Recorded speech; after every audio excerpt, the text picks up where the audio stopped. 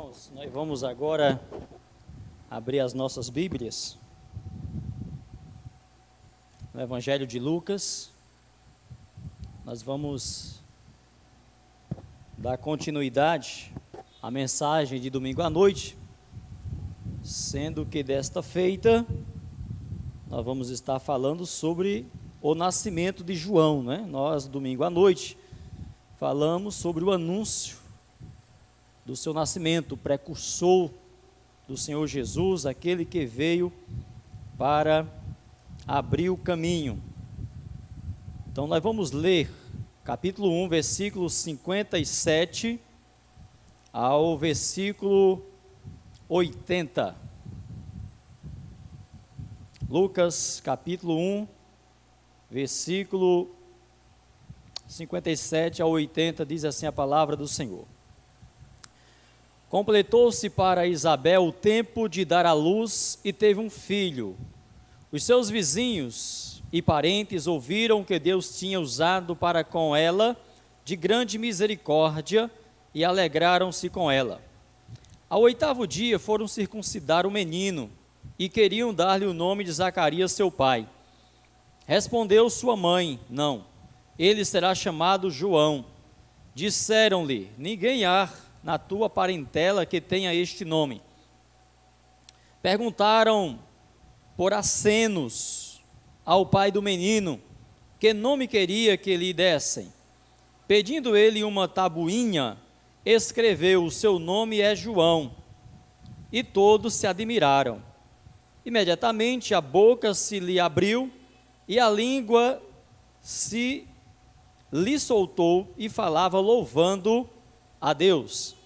Caiu o temor sobre todos os seus vizinhos, e em toda a região montanhosa da Judéia foram divulgadas estas coisas. Todos os que as ouviram conservaram-nas em seus corações, dizendo: quem será, pois, este menino? E a mão do Senhor estava com ele. Zacarias, seu pai, cheio do Espírito Santo, profetizou: bendito seja o Senhor Deus de Israel, porque visitou e redimiu o seu povo, e nos levantou uma poderosa salvação na casa de Davi, seu servo, como falou pela boca dos seus santos profetas, desde o princípio do mundo, para nos livrar dos nossos inimigos, e da mão de todos os que nos odeiam, para manifestar misericórdia a nossos pais, lembrar-se da sua santa aliança, e do juramento que fez a Abraão nosso pai, de conceder-nos que, libertados da mão de nossos inimigos, o servíssemos sem temor, em santidade e justiça perante ele, todos os dias da nossa vida.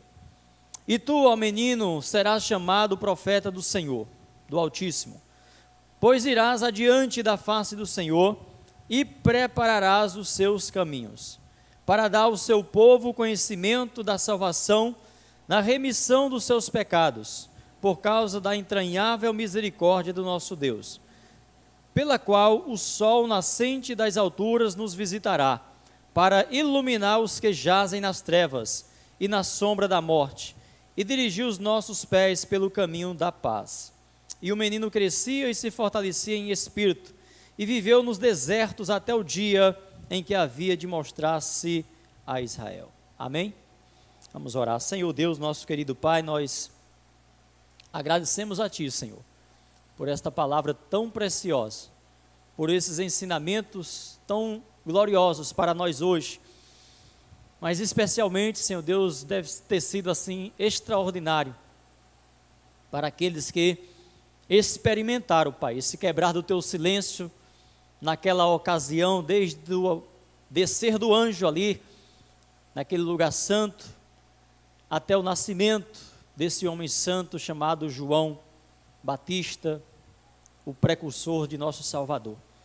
Mas hoje nós nos alegramos, Pai, porque essa tão grande e preciosa salvação, passados tantos séculos, chegou até nós, que fomos alcançados hoje, e que estamos aqui, meu Pai, na expectativa de que, em breve, nossos corações possam se deleitar com a Tua volta, ou mesmo, Senhor, com a nossa ida mediante a nossa morte, que é o meio pelo qual realmente nós chegaremos até as mansões celestiais, seja pela tua volta, que deve ser motivo de expectativa para nós, como também pela nossa morte, pela chamada. E assim te pedimos que seja pela morte ou que seja pela tua vinda, Jesus, que nós possamos estarmos preparados, que nós como igreja possamos estarmos atentos, esquecendo as coisas que para trás ficam, olhando somente para o Senhor e contemplando os sinais que cada dia mais são reveladores de que o Senhor está voltando. Nós oramos em nome de Jesus. Amém. Então, meus irmãos, o que será deste menino? Não é? São as palavras finais aí da primeira narrativa, encerrando no versículo 66, né? Quem será, pois, este menino? E a mão do Senhor era com ele. Então nós temos aqui o nascimento de João, e podemos ver claramente uma grande expectativa de quem seria mesmo esta criança, já que era do conhecimento do povo que Zacarias, seu pai, havia tido ali naquela ocasião, ou 9 meses atrás, uma experiência gloriosa, quando, por sorte da sua ordem, ele foi oferecer o incenso ali no altar do Senhor, e ao contemplar toda a majestade de Deus na pessoa do anjo Gabriel, meio que duvidoso daquela manifestação, ele fica mudo, e ao sair do lugar santo, depois de um tempo longo ali, a multidão está ali cheia de expectativa, e quando percebe que o velho Zacarias falava por sinais, então não tiveram dúvida, este homem, Zacarias, teve uma visão de anjos. Então Zacarias, seu pai, havia tido esta visão gloriosa, e todos ficaram ali naquela expectativa. Todos, meus irmãos, conheciam esta história, ou a história piedosa deste casal de ancião de Judá. Então as comunidades naquela época eram comunidades relativamente pequenas. Então, ainda hoje, em pequenas comunidades, em pequenas cidades, todo mundo se conhece. Lá no meu interior, no distrito, não tem uma pessoa que não conheça a outra. Até eu mesmo, que já saí de lá há mais de 30 anos, quando chego todo mundo me conhece. Por quê? Porque fica aquelas informações de quem eu era, quando eu saí dali, o que eu fazia, enfim, todas as nossas informações ficam sendo repassadas para os mais novos. Eu não conheço os mais novos, não tenho um contato, mas eles sabem quem sou eu, porque acabam tendo aquelas informações. E normalmente, nessas comunidades pequenas, a maioria são família.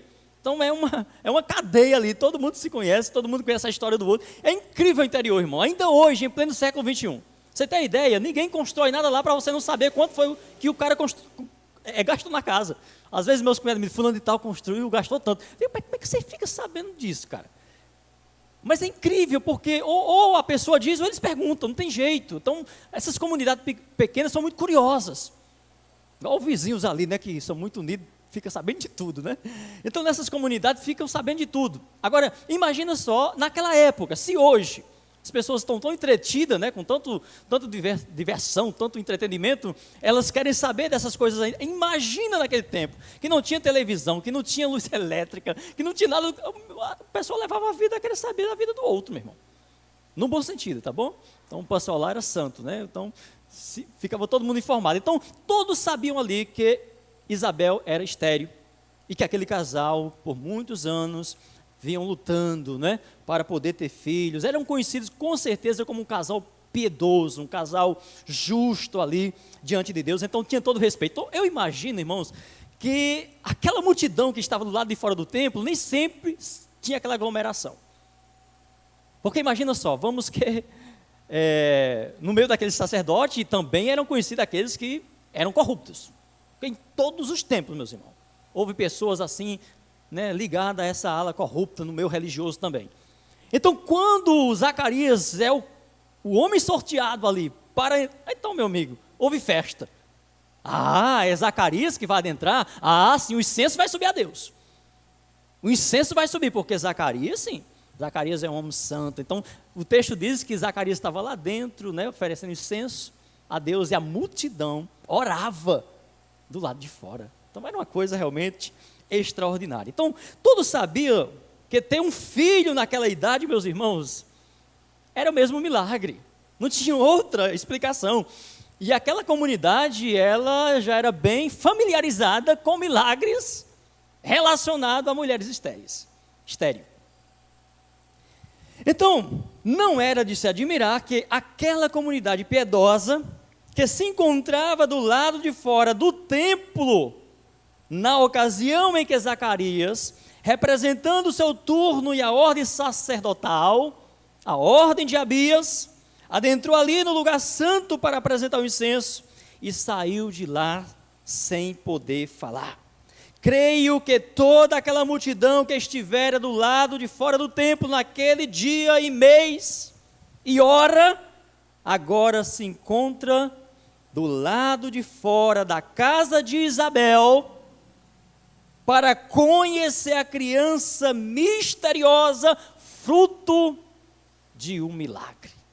Também nas comunidades pequenas, meu amigo, nasceu uma criança, as pessoas ouviam até o grito, até o choro da criança, porque eram as parteiras.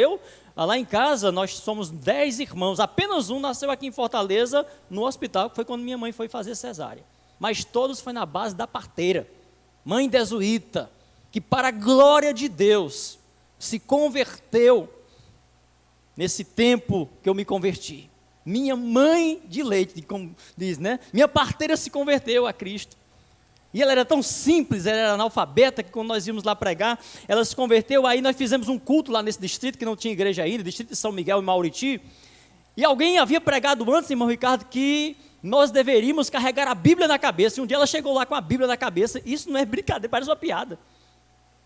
Então ela era muito simples, muito inocente. E uma vez deram uma oportunidade para ela pregar, né? E ela, com vergonha, ela se escondeu de trás lá de uma mesa que colocaram, né, para dar o testemunho, né? Então ela se escondeu e ficava falando de trás da mesa, né? Eu com vergonha. Então uma senhora muito simples, ela morreu, meus irmãos, testemunhando de Jesus.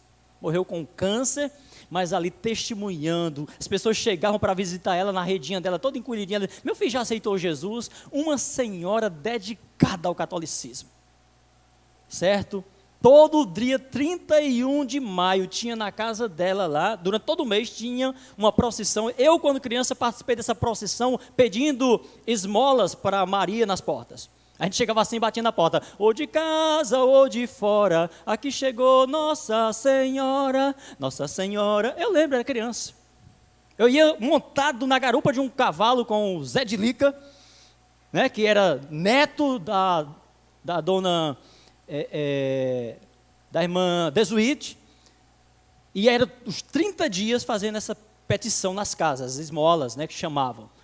E no dia 31, irmãos, todo mundo era convidado para ter aquela festança, para comer aquela comida, muita galinha cozida, porco, bode, tudo, toda a comunidade, ninguém ficava. Então, as esmolas, a maior parte, naquela ocasião, posso testemunhar, era para isso. E aí tinha toda aquela festa. Então era conhecido, mas ela se converteu já. Passou ainda, acho que talvez até 2 anos ainda, testemunhando de Jesus.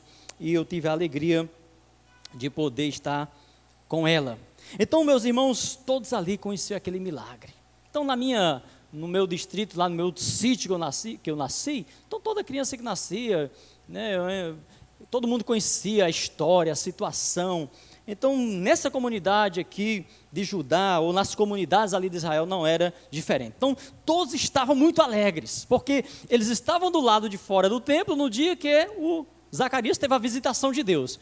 E agora, 9 meses depois, a comunidade, aquela mesma multidão que estivera do lado de fora do templo, agora está do lado de fora da casa de Isabel e Zacarias. É claro, não cabia a casa. Eles estavam todos lá fora. Então todos estavam muito felizes, se alegrando ali com Isabel e Zacarias. Então chega, meus irmãos, o 8º dia, o dia esperado, o dia da circuncisão. Era somente nesse dia que o nome da criança era conhecido de todos. Diferente de hoje, né, que as ultrassonografias aí já identificam o sexo da criança com 3 meses e tudo, e os pais já dão um nome e tal, cria toda aquela expectativa mesmo no quarto, prepara tudo. Naquela época não, muitas vezes os pais podiam até estar com o nome ali já reservado, mas não contava para ninguém. Somente no dia da circuncisão era que o nome era divulgado para a comunidade. E pela tradição, o nome do filho, ou pelo menos do primeiro, tinha que ser o nome do pai, ou pelo menos de alguém mais próximo da família. Isso não está distante de nós, né? Hoje as pessoas não homenageiam mais os pais, mais os avós, homenageiam os artistas, né?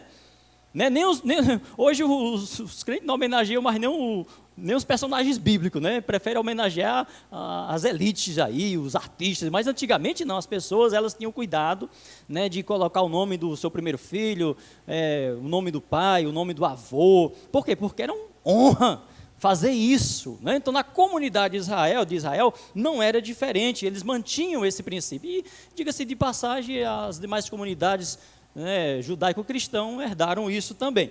Então Isabel, e assim que João, e aí querido, surpreendentemente o nome de João é dado por Isabel, né? O Zacarias está ainda sem falar, e quando ela fala ali, causa espanto nos vizinhos, de modo que vão dizer: como assim? João? Que estranho, não há ninguém na família com esse nome. Então causou-se estranheza alguém colocar o nome em um filho da promessa, um filho fruto de oração, e ainda esse filho não tem nenhuma relação com os familiares, porque não tinha ninguém na família com esse nome. Então Isabel, não querendo assumir sozinha a responsabilidade, nem tampouco ser cabeça, quebrando ali o princípio bíblico da submissão ao marido, então sabiamente Isabel transfere a responsabilidade para Zacarias. Ou seja, olha, então vocês estão estranhando, acham que eu estou me aproveitando da situação porque ele não está falando, e eu estou assumindo aqui a primazia, então vamos perguntar para o homem aí. E aí,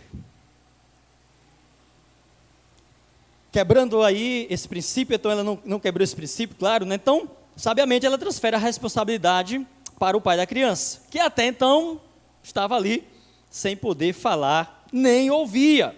A prova de que Zacarias, meus irmãos, além de mudo, Zacarias também ficou surdo, está no versículo 62. Não é? O texto não vai dizer, mas nós podemos entender por esse versículo. Perguntaram por acenos ao pai do menino. Se ele escutava: Zacarias, tu não fala, mas tu escuta, né? Qual é o nome? Mas é isso mesmo.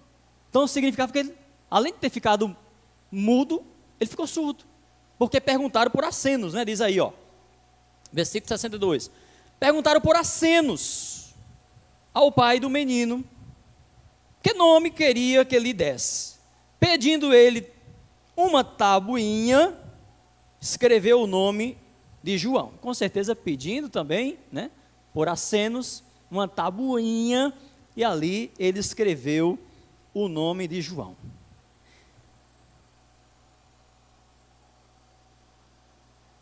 E aí, queridos, no versículo 6, 63, como nós lemos também, ele pede uma tabuinha, escreve o nome de João, e para aumentar ainda mais a expectativa de todos ali, diz o versículo 66, que imediatamente, quando João pega aquela tabuinha, escreve o nome João, e todos contemplam o nome de João, diz lá o versículo 64, que imediatamente a boca de Zacarias se lhe abriu, a língua se lhe soltou e falava louvando a Deus.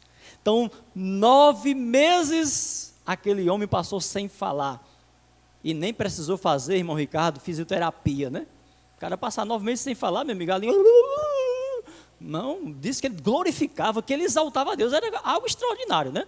O cara está surdo e mudo durante 9 meses, e agora, quando escreve o nome lá do menino, conforme Deus havia determinado, o texto é muito claro, ele começou a glorificar, e todos entenderam. Não houve uma língua estranha, irmão Genô, uma língua que, puxa, 9 meses, a experiência foi profunda com os anjos aí, então vai falar a língua dos anjos agora. Não, falou a língua mesmo ali, né, do povo, glorificando e exaltava a Deus. Então, meus irmãos, é uma coisa realmente assim, extraordinária que esse texto nos revela, né? Então é um tempo de glória, silenciada por anos, na boca do povo. Então, 400 anos de silêncio. E agora, meus irmãos, eu digo mesmo em 2025, porque tudo isso aconteceu 5 anos antes de Cristo. Aí, complicação esse negócio, né? Mas é verdade, né? Você vai ver a questão dos calendários. Então, 5 anos antes de tudo isso aqui, então estava lá João Batista, realmente o precursor, trazendo glória, trazendo exaltação ao nome de Deus. Então, por isso, irmãos, que tudo aquilo que nós vimos, né, nesse período interbíblico não servia, porque a manifestação de Deus, o quebrado silêncio de Deus, tinha que ser de um modo especial. Simples, sim, simples. Porque quando eu digo de modo especial, não significa dizer que a elite, que os grandes estavam atentos a essas questões. Não, não estava. Isso aqui, basicamente, no princípio, não causou nenhum tipo de alarido. Talvez esse testemunho para determinados sacerdotes, um sacerdote, tudo isso não passou, digamos, de invenções, de crendices. Mas para aquela comunidade que presenciou, que experimentaram tudo o que aconteceu durante aqueles 9 meses, e agora Zacarias glorificando, então algo foi glorioso, e nós podemos também hoje dar glória a Deus. Então a notícia se espalhou rapidamente por toda a região montanhosa da Judéia.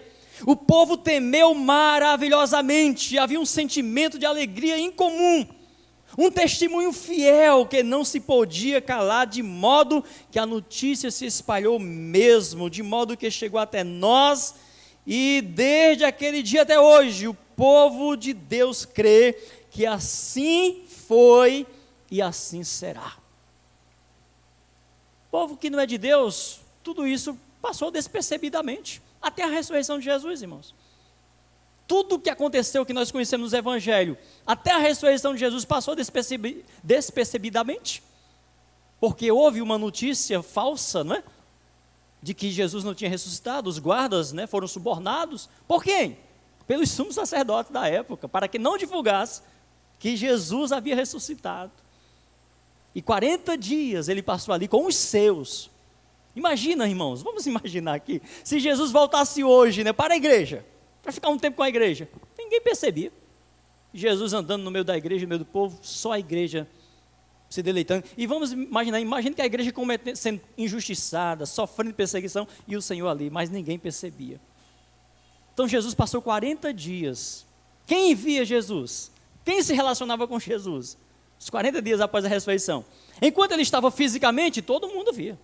Pilatos tocou neles, Herodes tocou nele, todo mundo o acusava, o chicoteava, até cuspiram no rosto do Senhor.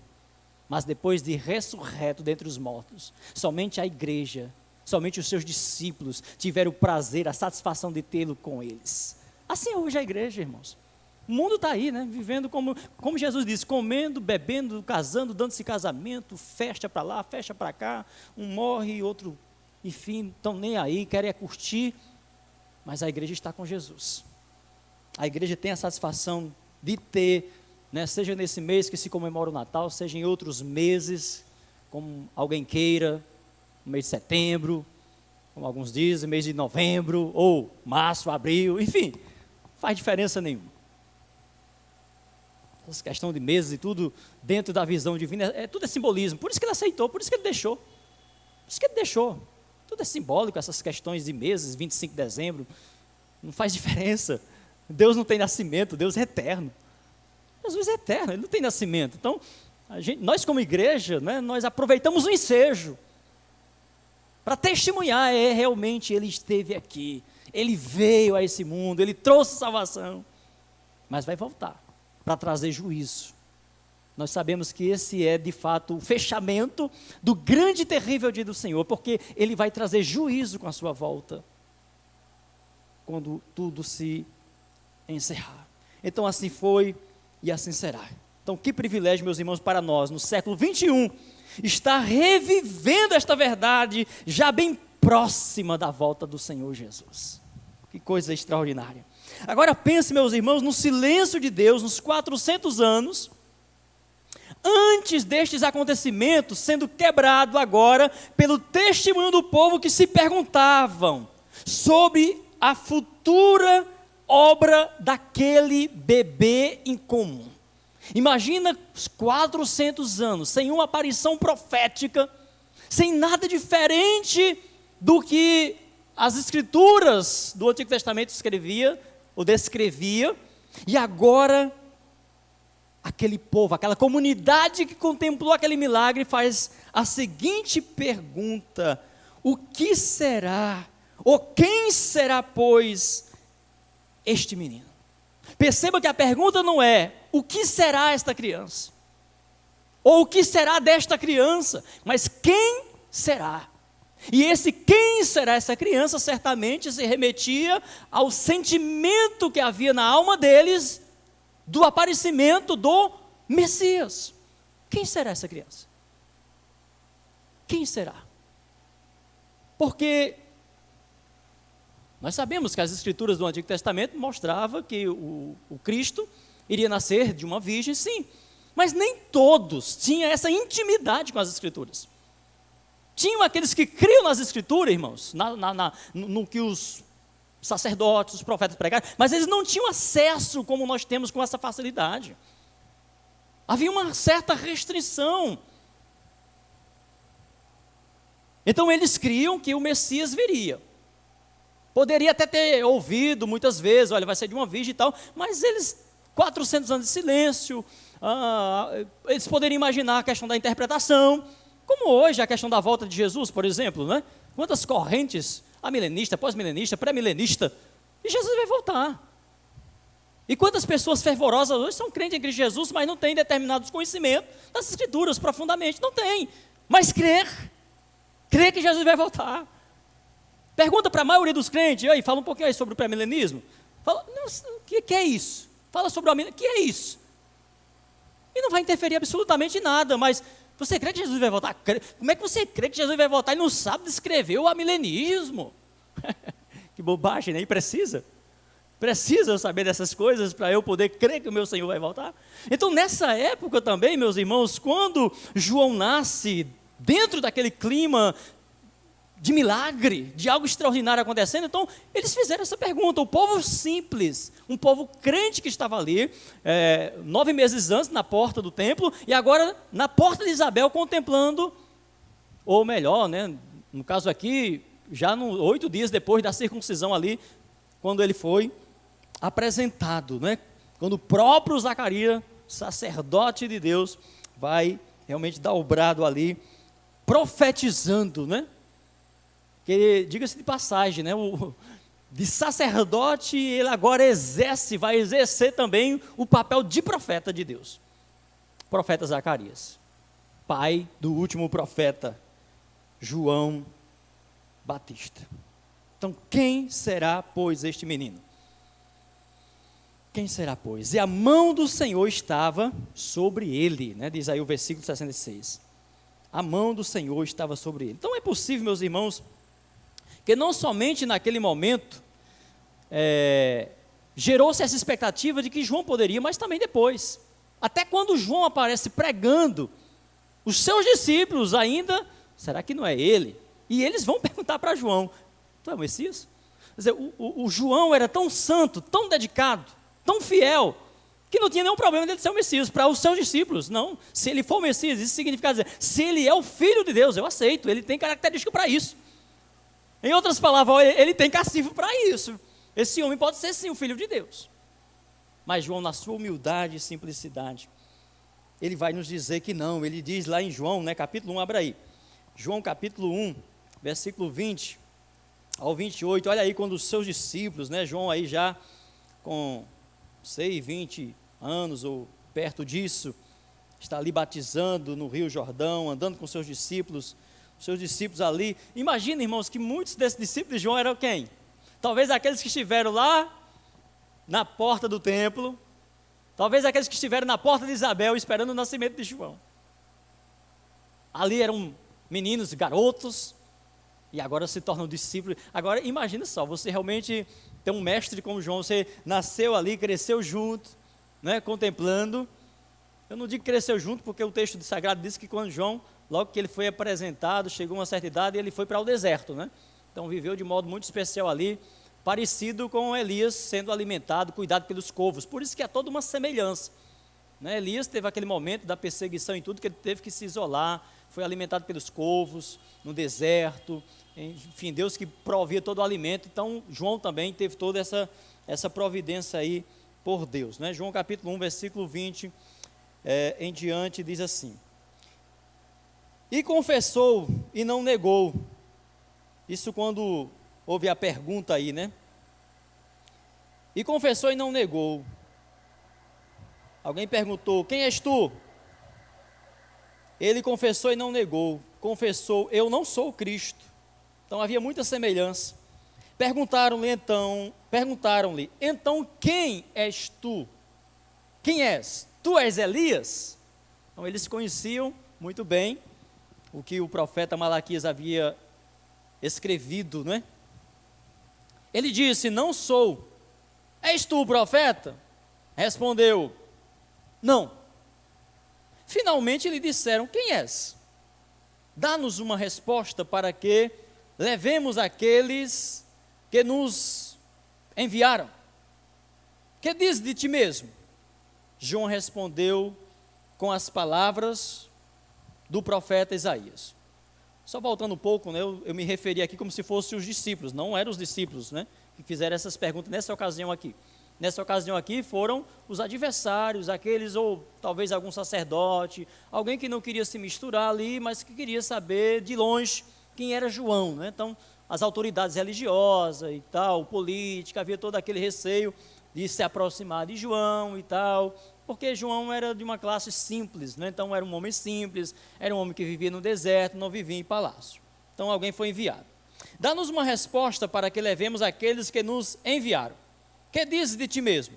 João respondeu com as palavras do profeta Isaías: eu sou a voz do que clama no deserto, endireitai o caminho do Senhor. Endireitai o caminho do Senhor. Ora, alguns dos fariseus que tinham sido enviados, perguntaram-lhe: então por que batizas se não és o Cristo, nem Elias, nem o profeta? Então havia uma expectativa e uma má interpretação. Havia a expectativa do Messias e havia a expectativa da vinda do Elias. E havia uma má interpretação com respeito ao profeta. Porque quando Moisés disse que Deus levantaria um profeta semelhante, Moisés não se reportava a um homem, a um outro profeta. Moisés se reportava a Cristo. E ele vai dizer: e a esse vocês devem ouvir. Então, em Cristo Jesus, realmente estava a pessoa do profeta e estava a pessoa do Messias, o Salvador. Agora, João estava aqui realmente no espírito de Elias, ou seja, vivendo semelhante, tendo uma missão semelhante, enfrentando dificuldades semelhantes às que o profeta Elias enfrentou. João respondeu: eu batizo com água, mas no meio de vós está alguém que não conheceis. Este é aquele que vem após mim, do qual eu não sou digno de desatar as correias das sandálias. Estas coisas aconteceram em Betânia, do outro lado do Jordão, onde João estava batizando. Então isto tudo, meus irmãos, é muito glorioso. O clima em Israel começava a ficar agitado. Quando João começa a pregar ali, nas margens do rio Jordão, João não realizou milagres, nós sabemos, né? Então todo o poder que emanava de João, ou que chegava aos ouvidos das pessoas, era pela autoridade dele, pelo o modo de viver, e tudo se reportava à forma como ele foi gerado, o nascimento, o seu pai, porque João não realizou milagres, João não curou nem uma inflamação de braço, digamos assim, como tem uns aí que cura, inflamação de braço, de joelho. João não fez nada disso. E Jesus considerou ele o maior profeta de todos os tempos, que nem antes nem depois, nascido de mulher, haveria alguém semelhante a João. Mas o testemunho dele, o zelo, a paixão, a entrega, certo? Então, João era um profeta irrepreensível. Irrepreensível em todos os sentidos.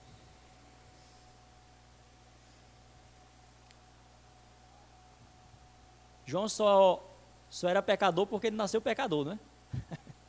Nasceu pecador, não tem jeito. Então todos nasceram, todos pecaram e destituídos estão da glória de Deus.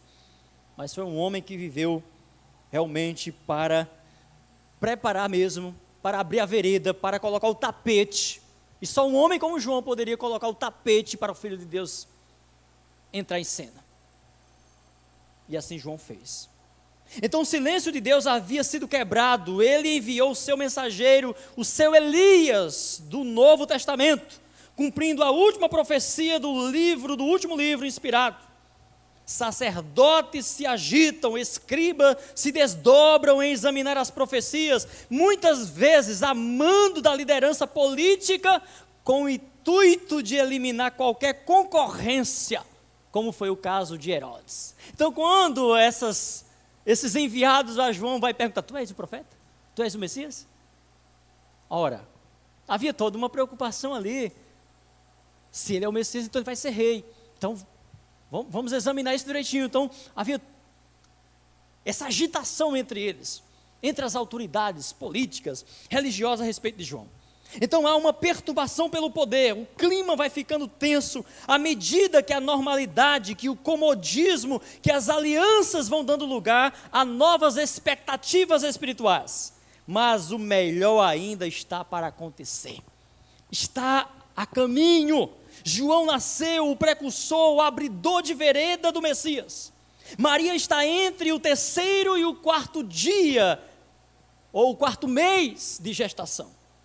Mas sacerdote, meu irmão, que é profeta, cheio do Espírito Santo, se antecipa aos fatos. É o que vai acontecer no cântico de louvor do sacerdote e agora também profeta Zacarias. E é o que vai dizer o versículo 67. Zacarias, seu pai, agora livre da cadeia da incredulidade e cheio do Espírito Santo, profetizou: bendito seja o Deus de Israel, porque visitou e redimiu seu povo, e nos levantou uma poderosa salvação na casa de Davi, seu servo. Isso é glorioso, irmãos. Zacarias reconheceu que o nascimento do seu filho, João, indicava a iminente chegada do Messias. Eu não sei dizer se Zacarias já sabia, já tinha tido algum contato com Maria, já conhecia a história, não sabemos dizer. Mas o fato é que, como na qualidade de profeta, ele diz: olha, Deus visitou o seu povo, chegou o Messias, está chegando, e isso ele contempla na vida do seu filho. Então ele referiu-se ao advento de Cristo como um fato consumado, é o que o texto diz, como algo que estava acontecendo, não era algo como estava para acontecer. Então, se afirmar que ele tinha contato com Maria, se ouviu direitinho a história, porque é claro que aqui nesse momento Maria está grávida ainda, de 4 meses mais ou menos, né? Então, quando Isabel estava com 6 meses de gravidez, Maria recebeu a visita do anjo. Então, o tempo que Maria passou lá com Isabel foram 3 meses, e diz que assim que Maria sai da casa de Isabel, chega o tempo de Isabel dar à luz. Então havia, é claro, uma sintonia perfeita, e o Espírito Santo conduzindo toda aquela história, meus irmãos. Então ele referiu-se ao advento de Cristo como se a coisa estivesse já consumada antes de ocorrer. A fé o capacita a dizer que Deus já visitou o seu povo, enviando o Redentor. Então ele louva a Deus pelo cumprimento da profecia. Mesma coisa fez Simeão, né? O ancião sacerdote, quando toma Jesus ali com 8 dias nas mãos, diz: olha, Deus, leva-me agora. Que coisa extraordinária, né? Tanto tempo levou para as multidões crerem em Cristo, fez milagres extraordinários, e aquele sacerdote de Deus e profeta, com aquele bebeuzinho nas mãos, diz: olha, Senhor, obrigado, tu me fizestes ver a tua salvação, pode me levar agora, Pai. Então era assim que acontecia essa mudança de ambiente dos servos de Deus, né? Então era um deleite, né? A morte, ela passa a ser assombrosa, ela passa a ser motivo de medo quando o pecado começa a interferir na nossa consciência. na nossa vida, aí realmente começa a ficar pavoroso. Mas quando você está sintonizado com Cristo, com o Espírito Santo, meu irmão, olha, você pensar assim, se você investiu toda a sua vida, você se dedicou a Cristo, a crer em Cristo, renunciou, e aí você se vê na iminência da morte, e aí você, puxa vida, durante toda a minha vida, a minha expectativa era Cristo, por que agora eu vou ter medo de enfrentar a morte?